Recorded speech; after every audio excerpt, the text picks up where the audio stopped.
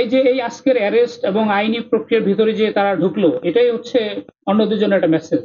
It has some communicative message. আপনি প্রথমে বলেছি যে দেখেন আইনটার নাম কি, পর্নোগ্রাফি নিয়ন্ত্রণ আইন। We can simply control it, কিন্তু আমরা পুরোপুরি এটাকে প্রিভেন্ট করতে পারবো, এটাকে এলিমিনেট করতে পারবো। আর অনলাইন স্পেস হচ্ছে গ্লোবাল, আমরা এটা একটা পার্ট মাত্র, ঠিক আছে?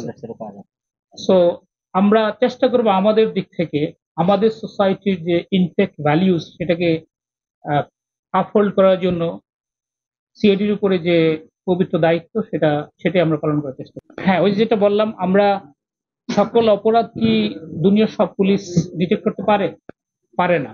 এটার সলভেবিলিটি একটা ফ্যাক্টর আছে।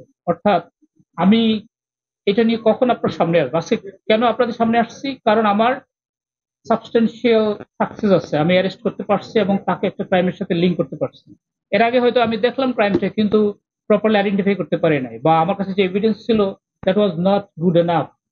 হ্যাঁ, আপনারা জানেন যে রিসেন্টলি আমাদের যে সাইবার প্রিভেনশন অ্যাক্ট 2025, এই আইনের ভেতর দিয়ে আপনি যদি সাইবার স্পেস ব্যবহার করে কারো ডিফেমেশনে যান, অথবা আপনি হ্যাকিং করেন, অথবা টেরোরিজম বা অন্য যে কোনো অপরাধে ব্যবহার করেন সাইবার স্পেসকে, তাহলে ডেফিনেটলি আমরা ওই আইনের আওতায় আইনি ব্যবস্থা নিতে পারি।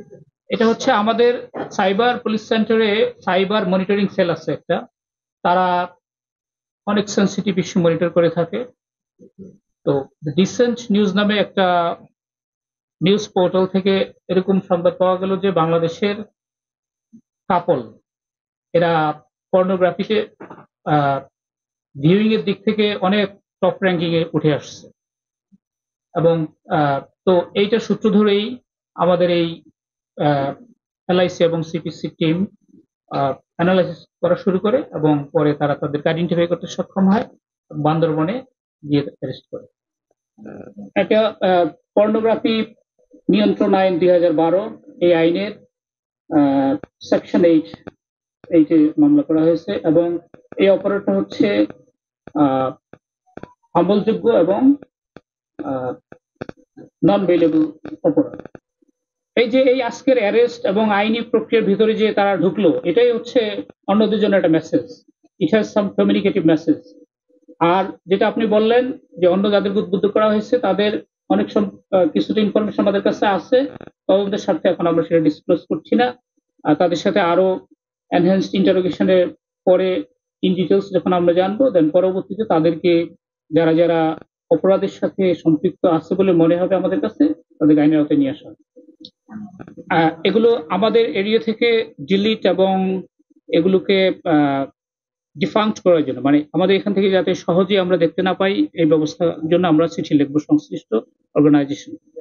এটা আপনি জানেন অনলাইন হচ্ছে আসলে ওপেন। আপনার জন্য যেমন ওই আফ্রিকার একজনের যেমন আমেরিকা, সবার জন্য এটা হলো ওপেন স্পেস। তো এটাতে ইন্টারেক্ট করা কম্পারেটিভলি অনেক ইজি। এটা আমরা অস্বীকার করার উপায় নাই যে আমরা 100% এটাতে কন্ট্রোল আমরা করতে পারবো। হ্যাঁ, চমৎকার প্রশ্ন। যদি আমাদের পরবর্তী ইন্টারভিউর মাধ্যমে এমন তথ্য পাওয়া যায় যে তারা তাদের এই পর্নোগ্রাফির মাধ্যমে লব্ধ টাকা আমাদের মেইন স্ট্রিম ইকোনমিতে নিয়ে আসছে, অ্যাজ ইট যে এখন এই টাকার মালিক তারা ভ্যালিড ওয়েতে ইনকাম করছে এরকম মনে হচ্ছে, কিন্তু আসলে এটা লিঙ্ক হচ্ছে ওই যে পর্নোগ্রাফি, ডেফিনেটলি মানি লন্ডারিং আইনে তাদের বিরুদ্ধে ব্যবস্থা নেওয়ার জন্য আমরা চেষ্টা করি।